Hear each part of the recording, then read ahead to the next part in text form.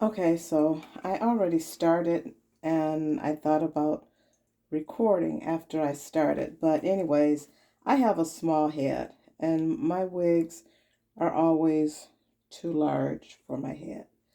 So what I do is make the cap a little smaller. So, and I started doing this before I thought about recording it. But anyways, you turn your wig on a wig stand, on a wig head, turn it inside out. And then like right in the middle, not too far at the top, but at the middle, I take, first of all, I take a marker and mark a V. So I start right here and mark a V. So the V is smaller there. And I go down like that toward the back. Now we have these adjustable straps, which works if your head isn't real small. But anyways, I draw a V, make a mark with a marker or eyebrow pencil or whatever. Make the mark in a V. And then after I make that mark, then I take my razor blade and just kind of lightly go down each side until it tears the cap.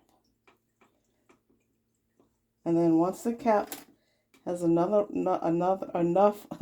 spaces or ridges from where the cut is, then I take my scissors and just cut right down. So I'm cutting along the lines, I guess the tracks of the wig. So I cut right down on each side. And then I'll finish showing you what I do now. So I take my razor blade and I just continue to cut down the cap.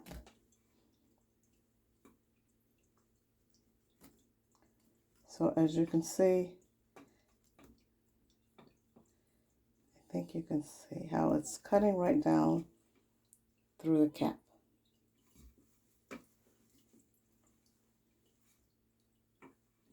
Then I go down to the other side with the blade and cut right down through that part.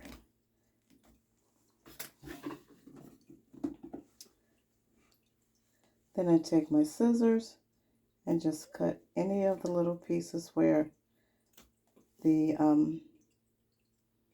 track is. Do that on both sides. And then I just take that one piece out. So here's what I have that I took out.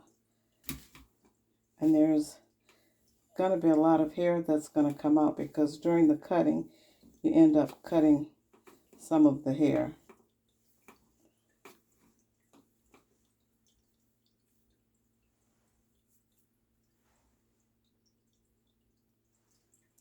Now this is the way I do it, and it works for me.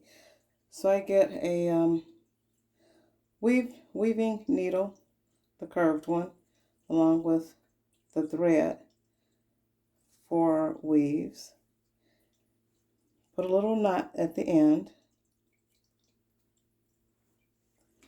And then I start at the top. And so there's the first track that goes right there. So the hair, the cut starts just below that. So I just take my needle and I try to go through the tracks. For the first one, go through the tracks. And then I just continue to lace it up. I go through each track. Now you could go like down and across or just crisscross. I just do it crisscross. But then I go through that track. Go from one side to the other side. Make sure you're going through the tracks. And just continue like this all the way down to the bottom. Okay, so here I am almost at the end. And as you can see, this is what it looks like as I'm closing it up. Now, I must say, when you first do it, unless you just know how much space you're going to need to cut out, I would just cut out a small V, try it on and see if that's good. Because if you cut out too much, it can make the wig too small for your head. And then I don't know how you would repair that after that. So just make sure that when you do it the first time, just do a small V and then maybe gradually get bigger as you try it on. So now I'm approaching the bottom part. So again, you want to make sure when you're doing this, you want to try to get through the the um the wefts or the what do you call it?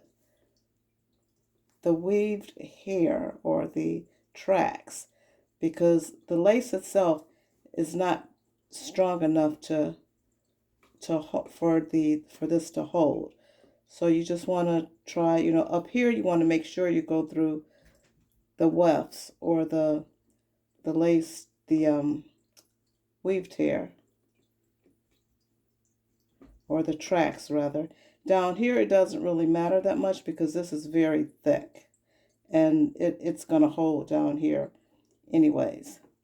But just make sure you go through all the way, all the way down to the end. And then when you do get to the end, you want to make sure you do a nice good knot so the stitching does not come loose.